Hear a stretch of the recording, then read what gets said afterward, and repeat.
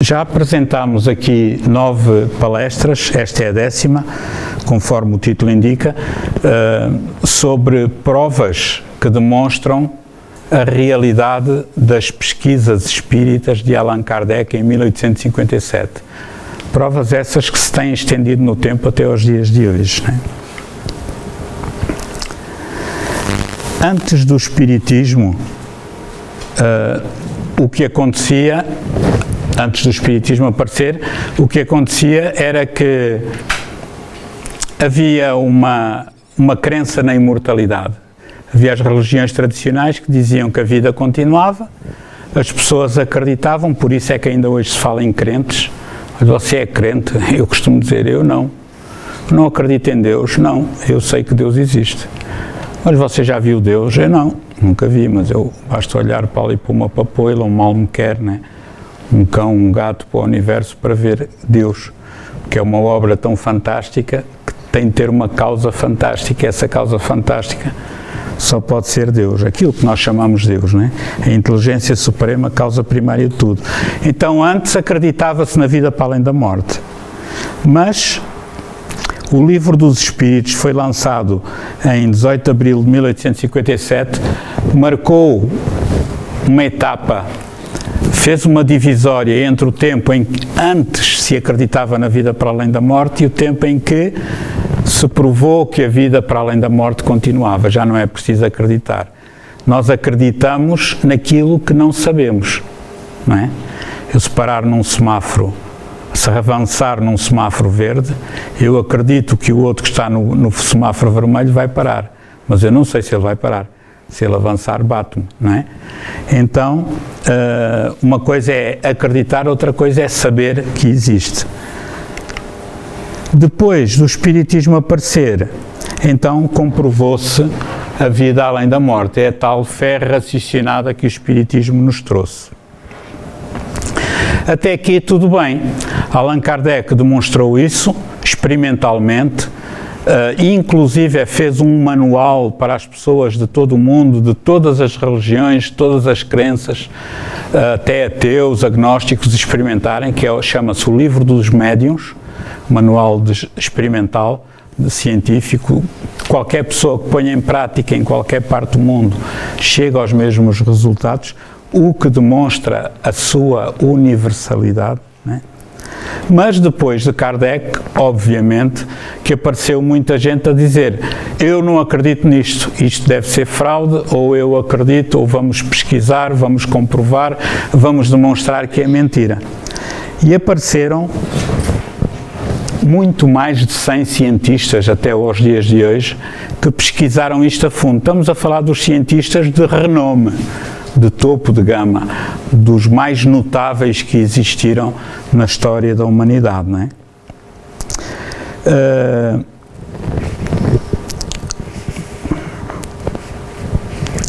Desses que nós já falámos, não vamos voltar obviamente a repetir, podem encontrar no YouTube do Centro de Cultura Espírita, portanto chama-se Pesquisa Espíritas, parte 1, parte 2, parte 3, até ao 9, hoje é a 10ª. Hoje vamos abordar alguns cientistas e pesquisadores muito interessantes. O Dr. Raymond Moody Jr., Rupert Sheldrake, Konstantin Korotkov, Dean Radin e o Dr. Peter Fenwick. Alguns certamente já são conhecidos, outros não, e vamos passar isto tentando não vos aborrecer muito. O Dr. Raymond Moody Jr. é talvez um dos mais famosos e conhecidos a nível mundial. E é de realçar uma coisa, nenhum destes 5 é espírita, que se conste. Nem sei tão pouco se eles já terão alguma vez lido o Livro dos Espíritos. Mas as suas pesquisas vêm de encontro às descobertas espíritas que Kardec fez e que vêm recomprovar aquilo que Kardec descobriu.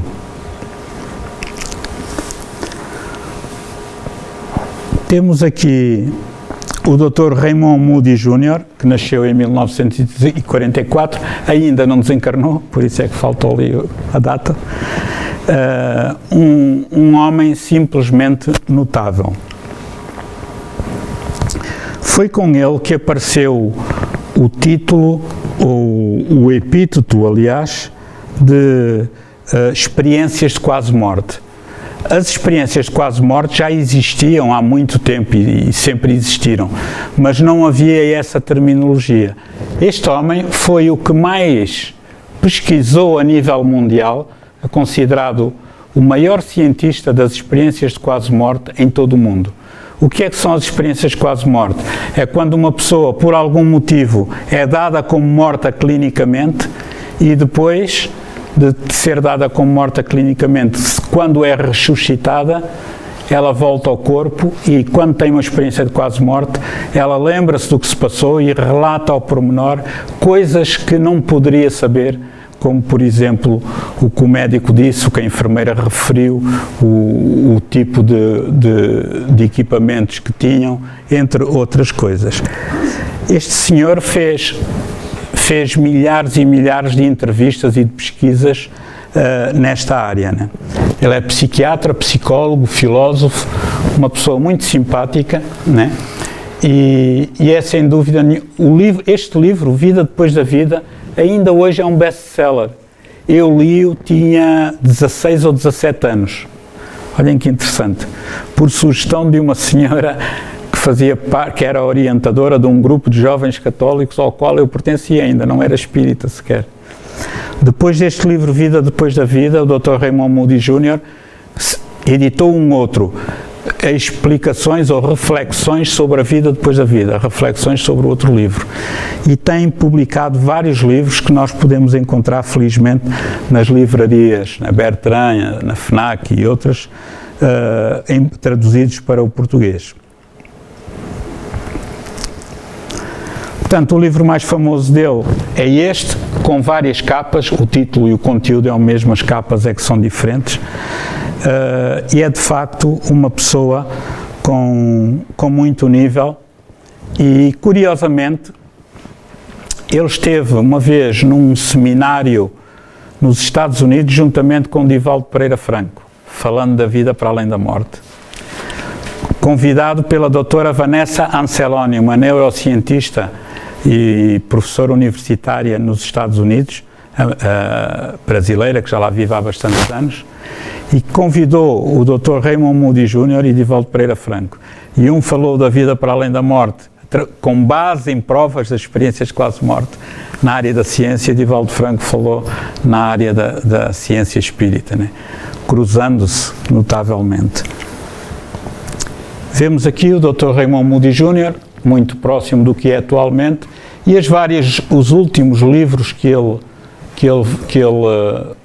editou e que estão ao dispor aí nas livrarias: Vida Depois da Perda, Vida Antes da Vida, As Luzes do Além, O Último a Rir, Instantes da Eternidade, entre muitos outros que seria fastidioso aqui referir. No entanto, eu gostava de vos apresentar este senhor. Este senhor, o Daniel Brinkley, é de facto um personagem, era um homem de negócios de Charleston, nos Estados Unidos, e então em 1975, quando ele tinha 25 anos, ele estava ao telefone e estava uma trovoada muito intensa e caiu uma descarga elétrica sobre a casa dele e ele foi dado como morto, foi levado para o hospital e foi dado como morto. E o mais engraçado é que ele diz o seguinte: ele depois escreveu este livro, Salvo pela Luz, traduzido para o português. Ele diz: lembro-me que estava numa área cinzenta, azulada, calma e tranquila, tépida e nebulosa. Era como se tudo estivesse bem, isto quando ele estava morto. Podia mover-me, tinha liberdade, vi um túnel com uma luz vindo do seu interior e comecei a mover-me através do túnel. Encontrei um ser luminoso e toda a minha vida passou diante de mim como um filme. Cada pensamento, cada sentimento, eu vi-os. Não existem segredos, você vê tudo. Estive numa cidade desconhecida, no mundo espiritual, feita de luz. Encontrei-me com 12 seres luminosos que me sugeriram ações para quando voltasse. Deixem-me só puxar isto aqui para baixo. De repente, olhem que interessante, vi-me no hospital flutuando sobre o corpo que estava a ser observado pelos médicos. Este senhor teve morto, entre aspas, 29 minutos. Quem conhecer um bocado de medicina, não sei se há aqui alguém ligado à saúde, eu tenho conhecimentos muito rudimentares, mas ao fim de 3, 4 minutos dá-se a anóxia, né? A falta de oxigênio no cérebro, que é irreversível. O senhor teve 29 minutos e recuperou. Demorou 2 anos a recuperar, mas recuperou. Já adiantei. E então, diz ele viu o seu corpo a ser observado pelos médicos, os médicos taparam o corpo com um lençol e disseram assim, não vale a pena, e levaram-no para um holo. Né? Quando o pessoal auxiliar foi buscar a maca para levar para a morgue, diz ele, eu voltei para o meio corpo. Voltou para o corpo, mas passou para baixo do corpo e voltou novamente para cima. E diz ele, e então eu não podia falar, mas lembrei-me, espera aí, vou soprar, pode ser que o rapaz que vai a conduzir a maca veja. E ele soprou para o lençol mexeu-se e imaginem o cagaço, desculpem uma expressão portuguesa, que não me ocorre outra de momento, que o auxiliar largou aquilo, desatou a correr aos gritos, né? E felizmente não levaram o Daniel Brinkley lá para o frigorífico. Então lá chamaram os médicos de novo e reanimaram-me. Esteve cerca de 29 minutos neste estado e levou 2 anos a recuperar-se totalmente. Mas este senhor deve ter vindo com uma missão qualquer nesta área, porque em 1989 ele teve um grave problema de coração. Foi anestesiado, foi operado ao coração e durante a operação ele teve uma outra experiência de quase morte, isto é, ele estava fora do corpo, mas consciente, lúcido. Diz ele que se viu a flutuar sobre o corpo, viu o médico a abrir-lhe o corpo, a tirar o coração, a implantar uma válvula. Diz ele, é uma visão muito estranha, ver o seu próprio corpo aberto. Nesse estado, relata Brinkley, voltou tudo a passar-se como da primeira vez, só com uma diferença. Viu a vida toda novamente, só com uma diferença. É que viu os 15 anos que entretanto se tinham passado. Olhem que coisa notável, né? A revisão da vida, né? Tipo um filme. Diz ele, afirma que tais situações por que passou eliminaram totalmente o medo da morte, tamanha é a certeza da imortalidade do ser humano. Dá agora mais valor às pequenas coisas, para ele, um simples gesto de gentileza tem muito mais valor do que coisas que valorizamos em geral, e conclui, o amor é a coisa mais importante do mundo. A minha vida modificou-se 100%. Este homem largou tudo e foi trabalhar com o Dr. Raymond Moody Jr., tornou-se seu assessor e grande pesquisador nesta área, né? Não era espírita, mas a sua vida, como a vida das pessoas que têm experiências de quase morte, de um modo geral, modificam-se radicalmente. Então, amigos, o Dr. Raymond Moody Jr., que é o mais conceituado a nível mundial, não há ninguém no mundo que tenha mais experiência do que ele. Ele apontou aqui alguns pontos, 9, que são comuns às pessoas que tiveram EQMs, ou experiências de quase morte. Ouvir um zumbido nos ouvidos, um sentimento de paz e ausência de dor, ter uma experiência fora do corpo, ter a sensação que está de fora do corpo, sentir-se a viajar dentro de um túnel, sentir-se a subir pelo céu, ver pessoas, principalmente familiares já falecidos, encontrar seres espirituais por vezes que eles identificam como sendo Deus, ver uma revisão da própria vida e sentir uma enorme relutância em voltar à vida. Quer dizer, as pessoas estão tão bem do lado de lá que mesmo às vezes tendo família cá, filhos, etc., eles não querem voltar para o corpo, queriam ficar lá, né? E isto é muito interessante. Isto é uma área que dá para um estudo imenso.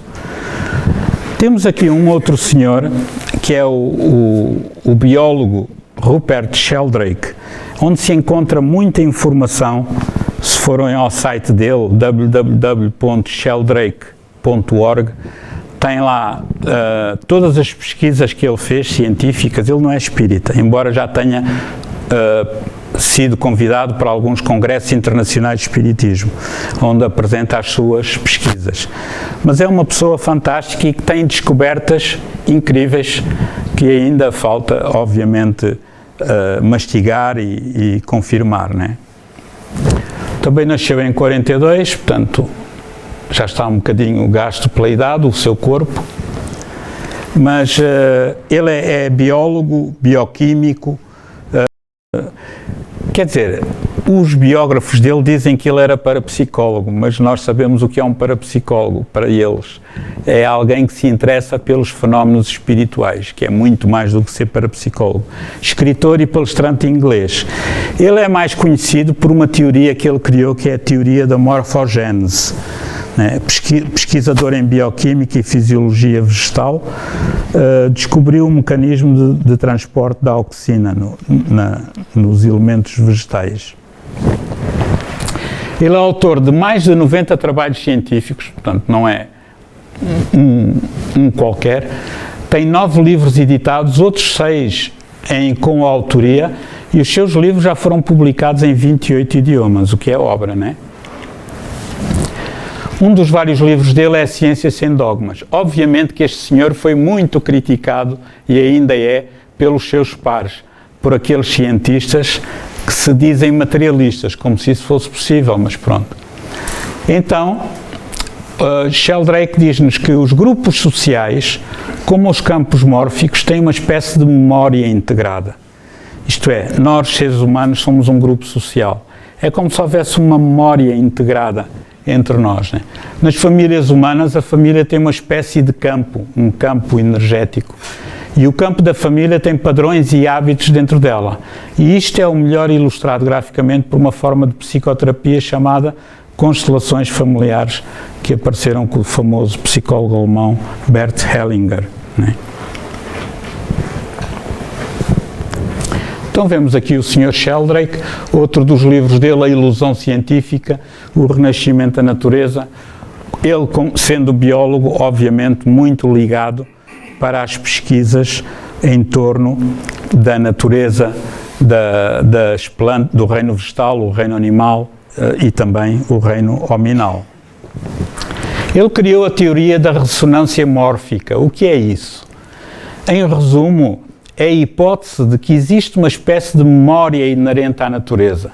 Ele diz que, por exemplo, se nós fizermos uma experiência com um animal, com um vegetal em Portugal, se repetir a experiência noutra parte do mundo, essa experiência vai ser muito mais fácil, porque de certo modo houve um campo energético que já lá chegou nessa área. São campos de energia que nós ainda não dominamos, né?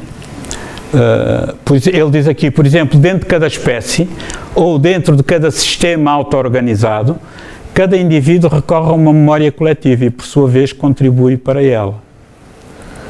É muito interessante. Da mesma forma, se animais como os ratos aprendem um novo truque num só lugar, por exemplo, em Lisboa, os ratos de todo o mundo deveriam ser capazes de aprendê-lo mais rapidamente, né? Imaginemos que nós ensinamos os ratos a fazer um determinado truque em Lisboa.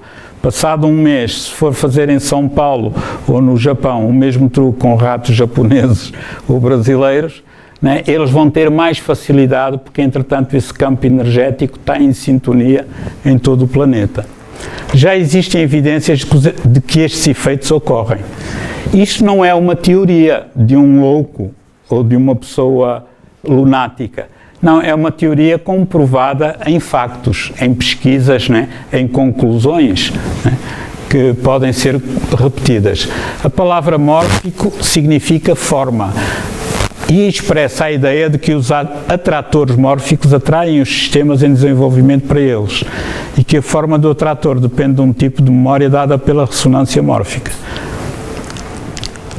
Ele fala aqui, por exemplo, uma muda de um carvalho é atraída para a forma madura de um carvalho através de um atrator mórfico no seu campo morfogenético. Um campo é geralmente definido como regiões de influência que se estendem além do organismo, como o campo magnético ou gravitacional.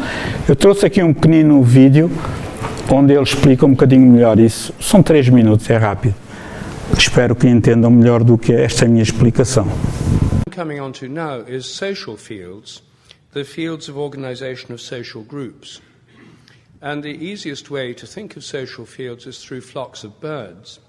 There we see a flock of starlings over Brighton West Pier in England.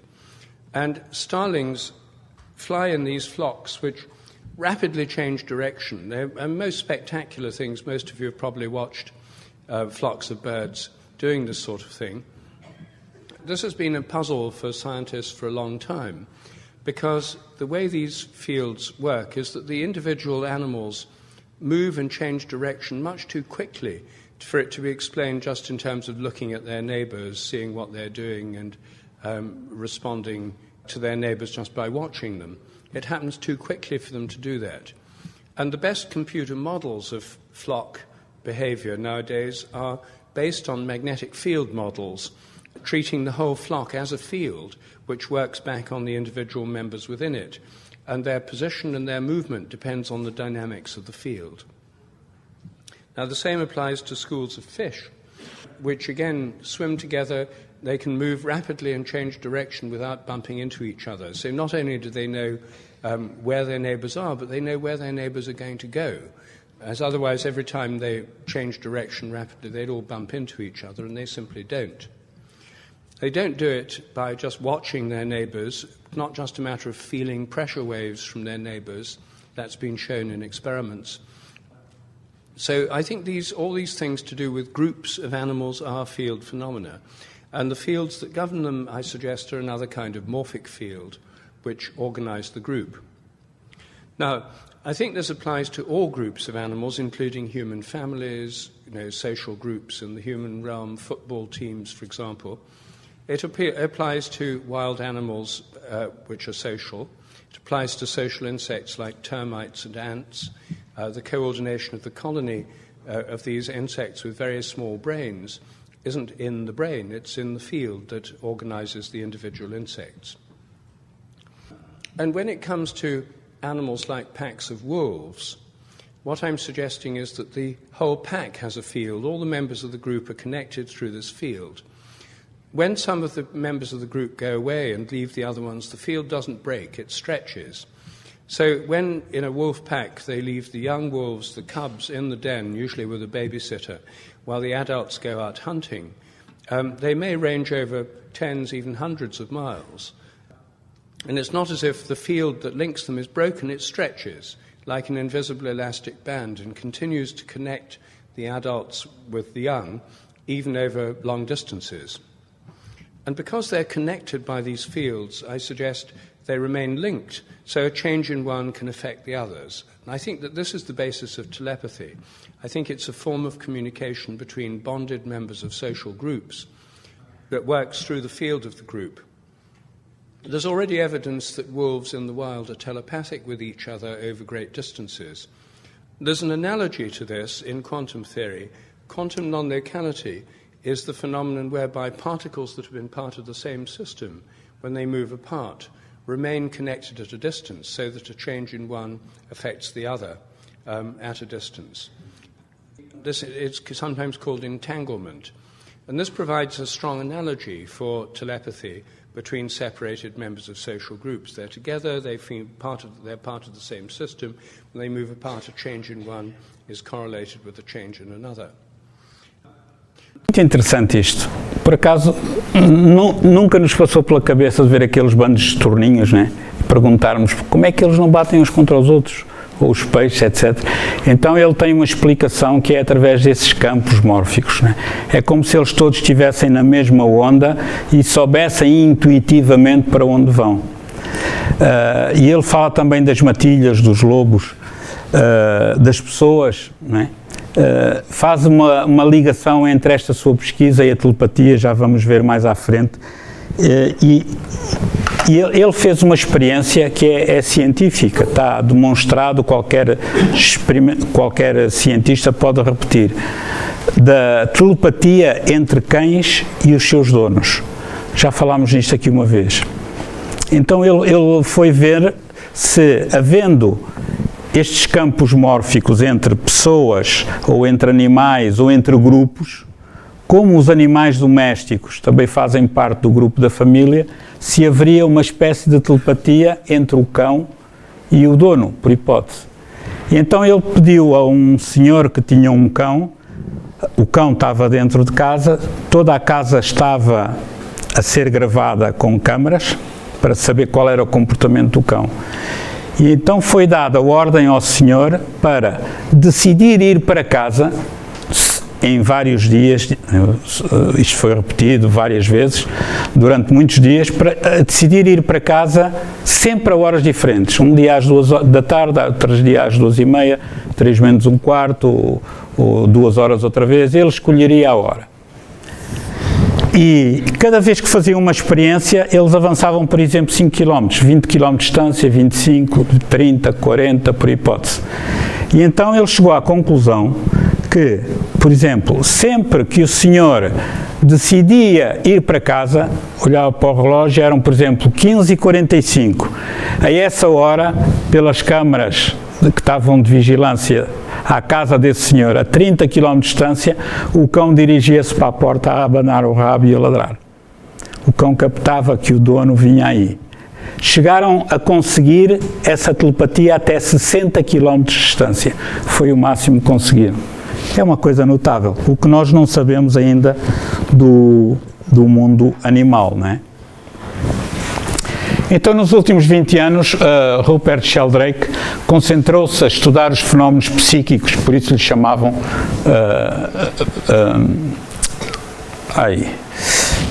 como é que se chama? Paranormal, não é? Sim. Não é? Por aí. Está-me a faltar agora o termo. E cotidianos que a maioria das pessoas experimentou. Por exemplo, ele pesquisou o quê? Pesquisou aquela sensação das pessoas estarem a ser observadas, né? Se isso tem uma lógica ou não, se é por causa disso que as pessoas adormecem na palestra, sei lá, animais de estimação sabendo quando os seus donos voltam para casa, o comportamento de orientação em pombos, os laços telepáticos entre mães e crianças, o que ele chama de telepatia telefónica. Eu penso em alguém sem motivo aparente e de repente o telefone toca, epá, estava mesmo a pensar em ti. Quem é que nunca aconteceu isso? Não é? Isso é telepatia, não é? É muito interessante. O trabalho deste senhor merece ser estudado. Se vocês forem ao site dele, sheldrake.org, encontram lá vários vídeos com legendas em português que abordam as várias áreas de pesquisa científica. Ficaríamos aqui um dia a falar sobre isto. Konstantin Korotkov. Este senhor, um físico russo da Universidade de São Petersburgo, na antiga União Soviética, agora a Rússia, nasceu em 1952. Esta fotografia é minha, portanto tive a hipótese de entrevistar este senhor para o Jornal das Caldas e para o Jornal de Espiritismo. Está aqui o cartaz, segunda Conferência Internacional de Inteligência Emocional e Saúde. Dr. Konstantin Korotkov foi na Benedita em 2004, curiosamente foi um grupo de escolas, um agrupamento escolar que organizou este evento, notável, não é? E ele proferiu palestras, seminários, sessões de treino em 56 países, apresentando artigos, workshops e mais de 100 conferências. O que é que ele fez? Ele pegou na antiga máquina Kirlian, aquela máquina onde se punha o dedo sobre um rolo fotográfico e aparecia a nossa aura, né? E então desenvolveu um equipamento novo que veio dar um impacto muito grande. Porque esse equipamento novo não só se via apenas, como antigamente, o campo energético à volta do dedo, mas como dava para captar o campo energético à volta de todo o corpo, ligado a um computador. Então, segundo o Dr. Konstantin Korotkov nos disse, houve mais de 100 hospitais na Rússia que usavam este equipamento como meio de fazer a análise, principalmente de desportistas, em centros de desporto, a análise da energia dos atletas, né? Vemos aqui alguns dos seus livros, ele tem vários, eu tive a oportunidade também de comprar este, A Luz Depois da Vida. Este foi aquele senhor que, quando eu lhe perguntei, então, mas o senhor conhece Kardec? Conheço, sim, senhor, li a obra dele toda e apliquei os estudos dele do livro dos médiuns com xamãs, médiuns xamãs na Sibéria. E consegui comprovar que a vida para além da morte continua, dizia ele. E ele diz que a alma, no ponto de vista dele, através de sensores muito sensíveis, pesa entre 20 a 25 gramas, que é o peso que desaparece instantaneamente quando a pessoa dá o último suspiro. É um dado interessante a ser confirmado no futuro. Vemos aqui o Dr. Konstantin Korotkov a fazer a apresentação do seu equipamento. Portanto, este é um equipamento que qualquer um de nós pode comprar, basta ir ao Facebook dele ou à página dele, e depois tem um curso também em inglês. Portanto, como veem aqui, já podemos ver como está o nosso campo energético à nossa volta, que eu acredito que possa vir a ser amanhã o nosso corpo espiritual. Vemos aqui o equipamento, portanto, o GDV, o Gas Discharge Visualizator, ou visualização por descarga de gás, né? Portanto, foi um avanço na fotografia Kirlian, né? A gente mete ali o dedinho, está ligado ao computador e o campo energético da pessoa aparece ali. Tem outras nuances que eu agora não vou falar, tem vários livros em inglês sobre isso que também podem comprar. Esta tecnologia permite capturar o brilho eletrofotónico de um indivíduo, plantas, líquidos, pós-objetos e pôr isso num modelo computarizado. Permite que o pesquisador e o cliente vejam os desequilíbrios energéticos que podem estar a influenciar o bem-estar de uma pessoa, facilitando a análise da causa desses desequilíbrios, mostrando a área do corpo e sistemas orgânicos envolvidos. Há pessoas que fazem diagnóstico da doença que ainda não apareceu usando esta máquina. Obviamente que é um trabalho ainda empírico, não está comprovado cientificamente, em que as pessoas veem determinada coloração e dizem, com esta cor pode ser isto naquele determinado órgão, mas não há nada que comprove se é mesmo assim ou não. No entanto, é um primeiro passo, não é? Segundo o Dr. Korotkov, um dos grandes benefícios é a capacidade de fazer medições do nosso campo energético em tempo real, não é? E embora o GDV não seja um sistema médico, está a ser aplicado em muitos campos da medicina, psicologia, terapia de som, biofísica, genética, ciência forense, agricultura, ecologia, etc. Isto hoje está a ser mais rápido, não é? O Dr. Dean Radin, não sei se já ouviram falar nele, é um senhor muito simpático, assim com um ar sério, tem 71 anos,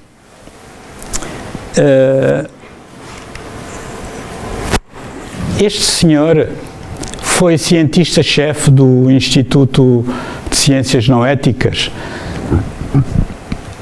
foi presidente da empresa Biotecnologia, teve um mestrado em Engenharia Elétrica e doutorou-se em Psicologia. Ele trabalhou em várias áreas, deu mais de 700, ligadas ao psiquismo e à parte espiritual. Deu mais de 750 palestras e entrevistas em todo o mundo e é autor e coautor de cerca de 300 artigos científicos. É obra, né? Estes são alguns dos livros dele que podemos encontrar aí nas livrarias.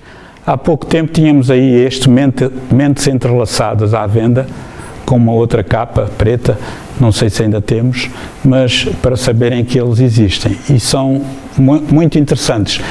Este senhor, o que é que ele pesquisou? A interação entre a mente e a matéria.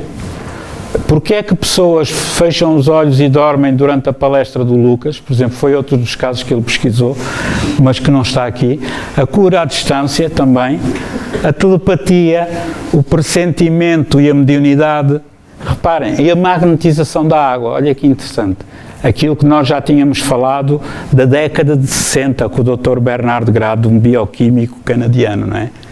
E a consciência de campo, que sugere que a resposta mental de milhões de pessoas a eventos mundiais dramáticos pode influenciar o meio ambiente. Será que isto não tem a ver também com aqueles campos morfogenéticos do Dr. Rupert Sheldrake, que ele há pouco falou? Tanta coisa que ainda não sabemos, não é? E por fim, amigos, como veem, isto hoje é rapidinho, para compensar a última. O Dr. Peter Fenwick, um neuropsiquiatra fabuloso, né? Ele nasceu em África, mas viveu sempre em Inglaterra, nasceu no Quênia em 1935 e ainda está encarnado. Uma pessoa muito simpática, um cientista de topo ainda hoje a nível mundial, é um dos parceiros da Fundação Bial ali no Porto, cujo CEO não executivo é o Dr. Luís Portela, e é também uma pessoa que faz parte, vá lá, do border, do grupo de conselheiros da própria Fundação, da Fundação Bial, né? Peter Fenwick foi professor sénior no Instituto de Psiquiatria em Londres, esteve associado também ao grupo de saúde mental em Southampton, neuropsiquiatra consultor, portanto isto é um pouco o currículo dele, professor visitante no Japão, onde passa 3 meses por ano em pesquisas neuropsiquiátricas avançadas. Este indivíduo é um crânio, um craque a nível mundial. Apesar disso, como todos os craques a nível mundial, é uma pessoa muito simples, ao ponto de aceitar frequentemente ir a congressos espíritas organizados no Brasil ou em Inglaterra, juntando-se com os espíritas, que são gente de má fama, pelos vistos, né? Segundo algumas pessoas menos esclarecidas, né? Então, temos aqui a Season 13, a temporada número 13 de um talk show com ele, Let's Talk. Vamos falar sobre a proximidade da morte com o convidado Peter Fenwick, né? Foi presidente da Rede Científica e Médica e é presidente do Comitê de Investigação da Fundação para a Medicina Integrada. A preocupação dele é esta relação mente-cérebro e o problema da consciência. Quando eles falam em problema da consciência, estão a dizer a existência do espírito, né? De outra maneira. Publicou mais de 200 artigos em revistas médicas e científicas e é amplamente considerado uma autoridade nas experiências de quase morte. É, de facto, uma autoridade nesta área, né? Não tanto quanto o Dr. Raymond Moody Jr., mas lá perto. Temos aqui alguns dos livros dele, este Vidas Passadas, A Verdade na Luz, A Arte de Morrer, não é? Fez parte do conselho editorial de várias revistas científicas, como estas que aqui estão, não é? Que são só para gente de grande gabarito intelectual, científico, né? E técnico. Presidente da Horizon Research, da Fundação de Pesquisas do Horizon no Reino Unido, membro do Conselho Científico da Fundação Bial em Portugal, aquilo que já tinha referido, e membro da Comissão Organizadora e palestrante em várias edições do simpósio Há Quem Além do Cérebro, que a Fundação Bial organiza, salvo erro, 2 em 2 anos. Então, companheiros, estes foram os cientistas, os pesquisadores que falámos hoje, que vieram à Terra calar aquelas vozes que ainda teimam em dizer isto. Nunca ninguém veio do além para dizer como é. E há tanta gente a dizer isto em Portugal, e não só, mas vamos ficar só em Portugal. E pessoas muito cultas, pessoas muito ricas, pessoas com um intelecto muito acima da média, mas como nunca se interessaram por esta área, dizem isto. E claro, fazem figuras tristes, porque estão a falar de uma coisa que não sabem. E então foi com esse objetivo de demonstrar, não só aqui, porque aqui nós todos sabemos que é assim, mas também deixar no YouTube para aquelas pessoas que sejam mais céticas ou que sejam mais duras de coração, mais duras de ouvido, poderem elas próprias ver, pesquisar de per si e verificar se estas informações estão corretas ou não. Porque sempre, desde que o homem é homem, que tem estado em contacto com o mundo espiritual, não é?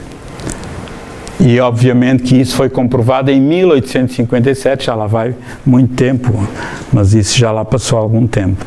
Então, companheiros, contrariamente àquilo que o povo diz, que ninguém veio do lado de lá para contar como é, centenas de cientistas dedicaram-se à pesquisa da sobrevivência da alma. Centenas. Nós só vamos falar aqui de alguns, senão ficávamos a reencarnação toda a pesquisar isto. E uma delas foi esta senhora, a Madame Curie. Ela e o seu marido, Pierre Curie, os dois cientistas, os dois prémio Nobel, dedicaram-se ao estudo e às pesquisas dos fenómenos espíritas, com a médium italiana Eusapia Palladino, em Itália e noutros locais, e comprovaram e aderiram ao espiritismo, comprovando que os fenómenos espíritas eram reais no seu tempo. Portanto, não estamos a falar de pessoas como o Zé Lucas, que não têm um valor muito relativo. Não, estamos a falar de pessoas que deram o seu melhor, deram um empurrão científico à humanidade para a frente e que se dedicaram de alma e coração a esta área, não é? Alguns deles, vamos falar assim, depois podem ver na internet, William Crookes, os mais conceituados físicos do século XIX, né? Os mais conceituados pesquisadores, médicos, cientistas dos inícios do século XX, Charles Richer, o pai da metapsíquica que depois deu origem à parapsicologia, Albert Rochas, Frédéric Zollner, Camille Flammarion, o mais notável astrónomo francês que era médium e trabalhou com Allan Kardec, né? E estes não tiveram vergonha de se dizerem espíritas, de pesquisar os fenómenos espíritas. E os intelectuais de hoje, né, acham que o espiritismo não pode ser credível porque o espírito não existe. De facto, é um retrocesso no pensamento científico muito grande. Vemos aqui outros, olha, Pierre e Marie Curie, que já vos falei, Sir Oliver Lodge, o psiquiatra Morselli em Itália, Oshorovitz e tantos, Chet Notzing e tantos outros. Alfred Russel Wallace, que juntamente, ao mesmo tempo que Charles Darwin apresentou a teoria da evolução das espécies, com uma vantagem, é que este senhor conhecia a mediunidade. Praticava a mediunidade em grupos, com médiuns, falava com o mundo espiritual, tinha um conhecimento muito mais holístico, muito mais completo do que o próprio Charles Darwin. William James, o pai da psicologia americana, Frederick Myers, o primeiro presidente da Sociedade de Pesquisas Psíquicas de Londres, a mais importante de todo o mundo. Hoje em dia já com menos qualidade, mas naquela altura tinha a nata dos melhores cientistas do mundo. E Joseph Banksheim, o pai da moderna parapsicologia. Vamos encontrar, olhem, tanta gente que pesquisou a transcomunicação instrumental, a comunicação dos espíritos através de aparelhos eletrónicos. Gente de alto gabarito, né? Incluindo um padre francês, o padre François Brune, uma pessoa muito culta, católico, mas que falava com os espíritos através de aparelhos eletrónicos, através de médiuns, e que ia também a congressos espíritas a convite, sem qualquer problema. Vemos aqui, no caso da espionagem psíquica, um físico nuclear, engenheiro de eletrónica, professor universitário de psicologia, um físico cientista, Russell Targ, Charles Tart, Harold Puthoff e Edwin May. Estes trabalharam para o Estado americano durante 20 anos num projeto de espionagem psíquica, um projeto secreto utilizado, chamado Stargate, em que usava pessoas com capacidades psíquicas para descobrir segredos na União Soviética, já que não podiam lá ir, iam em desdobramento fora do corpo. Aquele Dr. Dean Radin, que há pouco vos falei, fez parte da última parte deste processo do Stargate, também trabalhou nessa área no SRI, no Stanford Research Institute. Temos aqui o Dr. Andrea Poaric, o engenheiro Ney Prieto Pérez, a doutora Maria Júlia Prieto Pérez, que introduziram, aprenderam com Maurice Netterton a regressão de memória e introduziram também cá em Portugal e no Brasil. A doutora Edith Fior, uma psicóloga, Ellen Van Bach também, todos eles trabalhando na área da regressão de memória, comprovando que a vida continua. Guy Playfair, Hernani Guimarães Andrade, Erlendo Haraldsson, Carlos Osis, Hemendranath Banerjee, cientistas topo, tirando este, não era cientista, mas era um pesquisador e um jornalista conceituado. E por último, amigos, os de hoje, que aqui estão. E de facto, chega a ser quase um teste à nossa paciência, quando aparece alguém a dizer assim, nunca veio ninguém do lado lá, para contar como é que é. E nós pensamos assim, será que esta pessoa é tantã ou ela anda mesmo muito distraída? Provavelmente anda distraída, não é?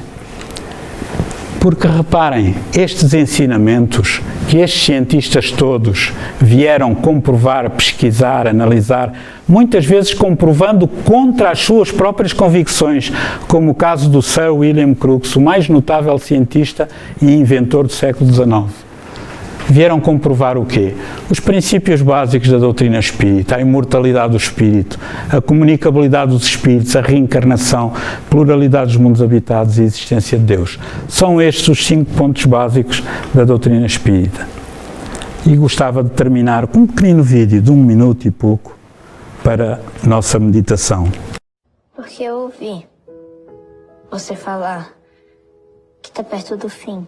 Mas o fim não é o fim de tudo. Não? Existe vida depois da morte? Isso é uma pergunta que o ser humano faz desde que começou a pensar. E ainda não chegaram a uma conclusão, viu? Uns acham que existe, outros acham que não. Por um acaso, eu estava lendo um poema lindo sobre a morte, de Santo Agostinho. Poderia ler para você, você quer? Quero. A morte não é nada.